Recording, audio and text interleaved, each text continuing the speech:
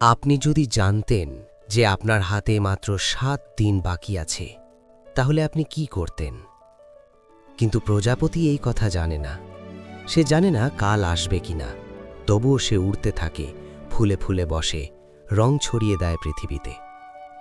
প্রজাপতির জীবন মাত্র কয়েক দিনের, কোনোটার ২ দিন, কোনোটার ৭ দিন, আবার কোনোটার মাত্র ২৪ ঘণ্টা। কিন্তু কেন? প্রকৃতি কি তাদের প্রতি নিষ্ঠুর, নাকি এর পেছনে আছে এক অসাধারণ বৈজ্ঞানিক রহস্য? আজ আমরা সেই রহস্যের দরজা খুলব। প্রথমে একটু বুঝে নেওয়া দরকার, প্রজাপতির জীবন আসলে কতটুকু। আমরা যখন বলি প্রজাপতি মাত্র কয়েক দিন বাঁচে, আসলে এটা পুরো সত্যি না।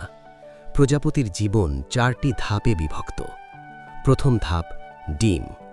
একটি প্রজাপতি পাতার নিচে ডিম পাড়ে। এই ডিম ৩ থেকে ৭ দিনে ফোটে।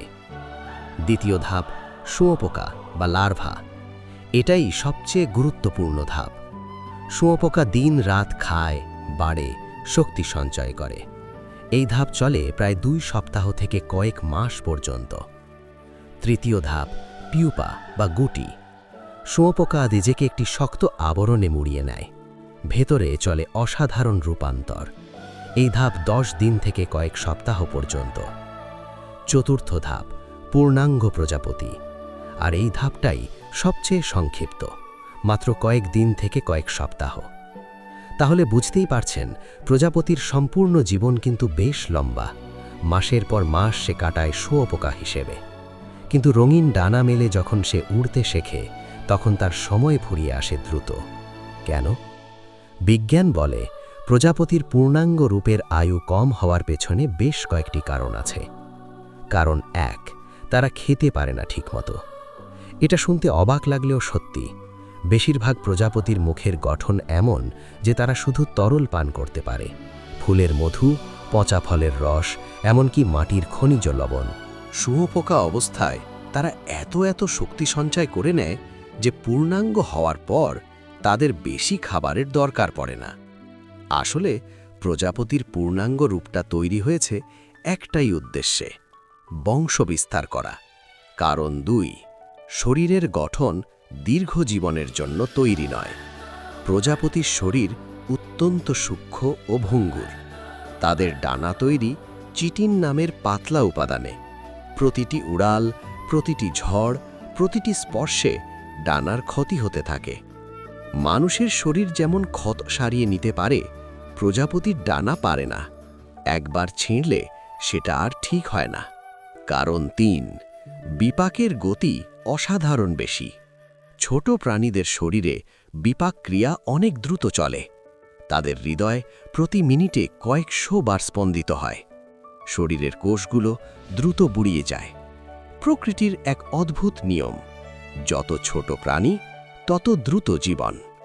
কারণ ৪, তাপমাত্রার ওপর নির্ভরশীলতা।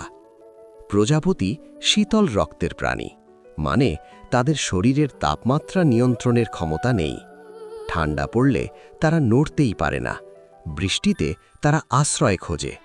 একটু মেঘলা দিন, একটু ঠান্ডা হাওয়া, আর তাদের শরীর ভেঙে পড়তে শুরু করে।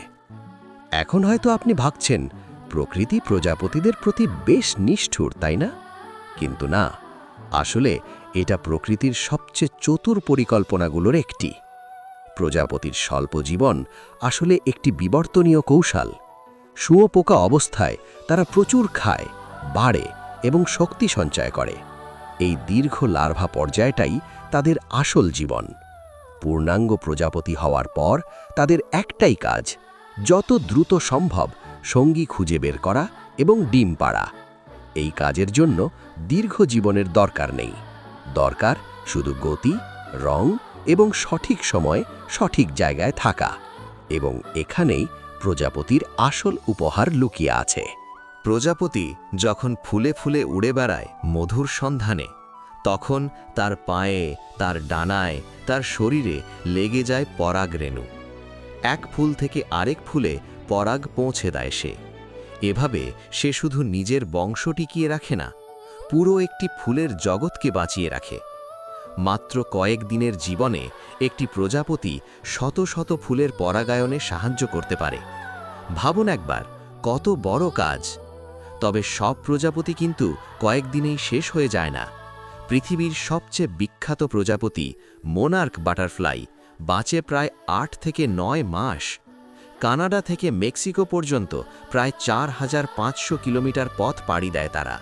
এটা পৃথিবীর অন্যতম বড় প্রাণী অভিবাসন।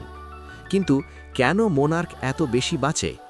কারণ তারা ডায়াপজ, এক ধরনের শীত নিদ্রায় যায়। শীতকালে তারা ঘুমিয়ে থাকে, শক্তি বাঁচায় এবং বসন্তে জেগে ওঠে। এই একটি প্রজন্মই পুরো যাত্রাটা সম্পন্ন করে। তারপর ফিরতি পথে তারা ডিম পাড়ে, মারা যায়, আর পরবর্তী প্রজন্ম বাকিটা করে। প্রকৃতির কি অদ্ভুত স্মৃতি!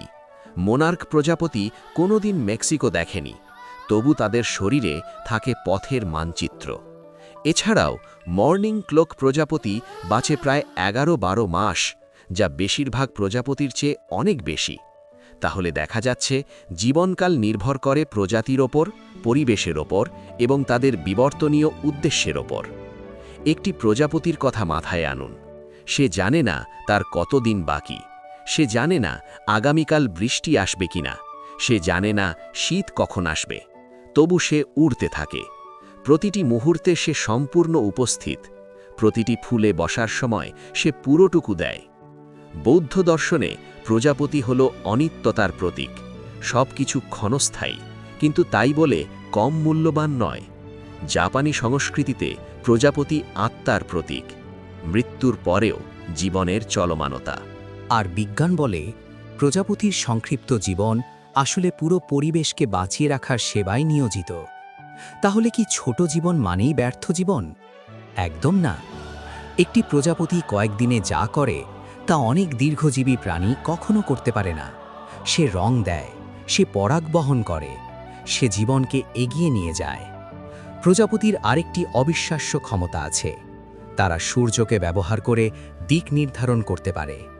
মনার্ক প্রজাপতির শরীরে আছে এক ধরনের জৈবিক ঘড়ি। এই ঘড়ি সূর্যের অবস্থান দেখে তাদের পথ ঠিক করতে সাহায্য করে। দিনের বিভিন্ন সময় সূর্য আকাশে ঘুরে বেড়ায়, কিন্তু প্রজাপতির মস্তিষ্ক সেই পরিবর্তন হিসাব করে। ফলে তারা বুঝতে পারে কোন দিকে দক্ষিণ, কোন দিকে উত্তর। এটা যেন প্রকৃতি তাদের শরীরেই একটি জিপিএস সিস্টেম বসিয়ে দিয়েছে। এ কারণেই হাজার হাজার কিলোমিটার দূরের পথেও তারা হারিয়ে যায় না। প্রজাপতির ডানা শুধু সুন্দর নয়, এগুলো এক অসাধারণ বৈজ্ঞানিক কাঠামো। ডানার ওপর থাকে হাজার হাজার ক্ষুদ্র স্কেল। এই স্কেলগুলো আলোকে ভেঙে দেয়। ফলে আমরা দেখি নীল, লাল, সবুজ, সোনালি নানা রং। অনেক সময় সেই রং আসলে রং নয়, এটা শুধু আলোর প্রতিফলনের খেলা। একেই বলে স্ট্রাকচারাল কালার। এই একই প্রযুক্তি অনুকরণ করে বিজ্ঞানীরা নতুন ধরনের রং ও উপাদান তৈরি করছেন। বিজ্ঞানের আরেকটি বিখ্যাত ধারণা আছে, বাটারফ্লাই এফেক্ট। এই ধারণা বলে পৃথিবীর এক প্রান্তে একটি ছোট পরিবর্তন অন্য প্রান্তে বড় পরিবর্তন তৈরি করতে পারে। এই ধারণার প্রতীক হিসেবে প্রজাপতির ডানার ঝাপটাকে ব্যবহার করা হয়। ভাবনাটা খুব সুন্দর। একটি ক্ষুদ্র প্রাণী তার ডানার নরম ঝাপটায় পুরো পৃথিবীর গল্প বদলে দিতে পারে। হয়তো বাস্তবেও তাই। প্রজাপতি যখন একটি ফুলে বসে, সে শুধু মধু খায় না, সে ভবিষ্যতের বন তৈরি করে। আপনি কি কখনো ভেবেছেন প্রজাপতির চোখে পৃথিবীটা কেমন দেখায়? প্রজাপতির চোখ আমাদের মতো নয়। তাদের চোখ তৈরি হাজার হাজার ছোট ইউনিট দিয়ে। এগুলোকে বলা হয় কম্পাউন্ড আই। প্রতিটি ছোট ইউনিট আলাদা আলাদা ছবি ধরে। এই সব ছবি একসাথে মিলেই তারা পুরো পৃথিবী দেখতে পায়। কিন্তু এখানেই শেষ নয়। প্রজাপতি এমন এক আলোও দেখতে পারে যা মানুষ দেখতে পারে না।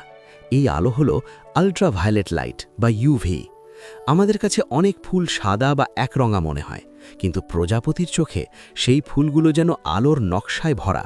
ফুলের পাপড়িতে থাকে ইউভি প্যাটার্ন, এক ধরনের গোপন মানচিত্র। এই মানচিত্র প্রজাপতিকে বলে দেয় মধু কোথায় আছে। অর্থাৎ ফুল আর প্রজাপতির মধ্যে চলছে এক নীরব যোগাযোগ। মানুষ দেখতে পায় না, কিন্তু প্রকৃতি তা নিখুঁতভাবে সাজিয়ে রেখেছে। তাই যখন একটি প্রজাপতি একটি ফুলের দিকে উড়ে যায়, সে শুধু সৌন্দর্যের দিকে যাচ্ছে না, সে আসলে অনুসরণ করছে একটি অদৃশ্য আলোর পথ। হয়তো প্রকৃতি আমাদের একটা বার্তা দিতে চায়, দীর্ঘ হওয়াটা বড় কথা নয়, পূর্ণ হওয়াটাই আসল। প্রজাপতি বাঁচে কয়েকদিন, কিন্তু সেই কয়েকদিনে সে পুরোটা বাঁচে। আমরা কি পারি? ভিডিওটি ভালো লাগলে লাইক করুন, চ্যানেলটি সাবস্ক্রাইব করুন এবং এই অসাধারণ প্রকৃতির গল্পটি আপনার বন্ধুদের সাথে শেয়ার করুন। দেখা হবে পরের ভিডিওতে।